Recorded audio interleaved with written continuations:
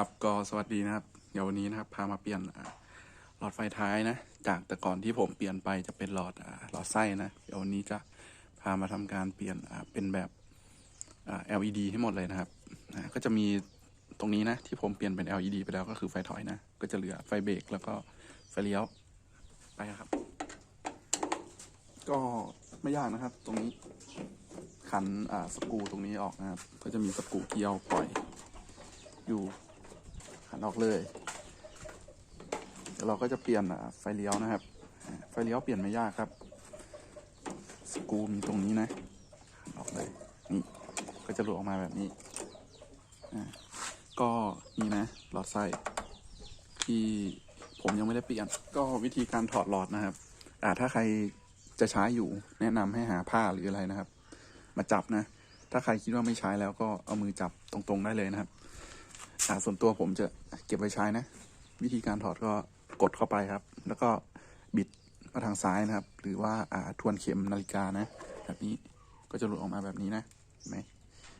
แบบนี้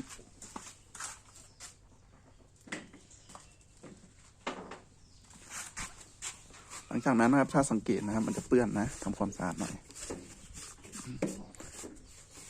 เช็ดคราบฝุ่นคราบอะไรออกหน่อยนะครับให้มันดูสะอาดหน่อย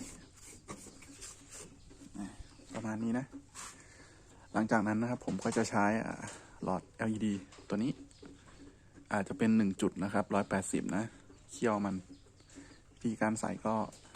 ให้ใส่กลับไปที่เดิมนะครับเข้าแบบนี้แล้วก็บิดไปทางขวาแบบนี้เรียบร้อยแล้วนะครับก็ให้ประกอบกลับคืนได้เลยนะครับ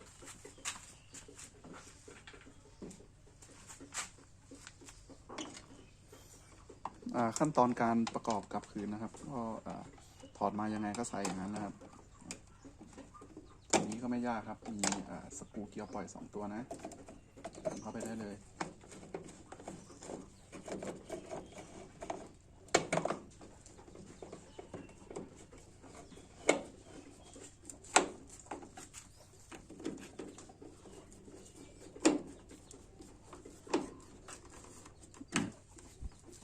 เนี่ยครับเรียบร้อย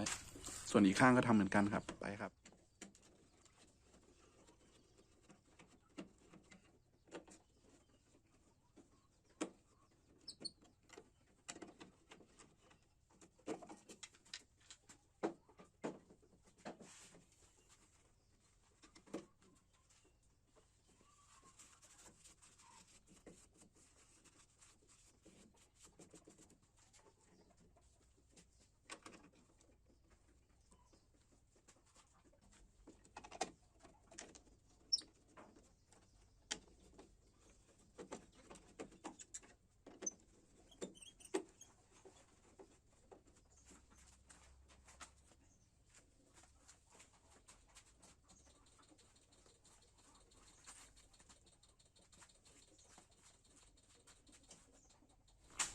ครับก็ในส่วนของทิปการเปลี่ยนเจ้าตัวหลอดไฟเลี้ยวนะครับจากหลอดไส้เป็น LED นะครับก็ไม่ยากนะถอดน็อต2 ตัวนะครับตรงนี้หน้ากากตรงนี้มันก็จะหลุดออกมานะครับไม่ยากนะจะยากตรงที่ว่าบางคนนะครับซื้อหลอดนะครับซื้อให้ถูกนะขั้วมันมีหลายแบบนะครับสังเกตดีๆนะอย่างของตัว TFR นะครับตัวนี้ก็จะเป็น1 จุดนะครับ180นะสำหรับของไฟเลี้ยวนะครับซื้อดีๆนะครับสังเกตดีๆนะครับก็คลิปนี้ก็ขอตัวลาไปก่อนนะครับคลิปหน้าเจอกันใหม่สวัสดีครับ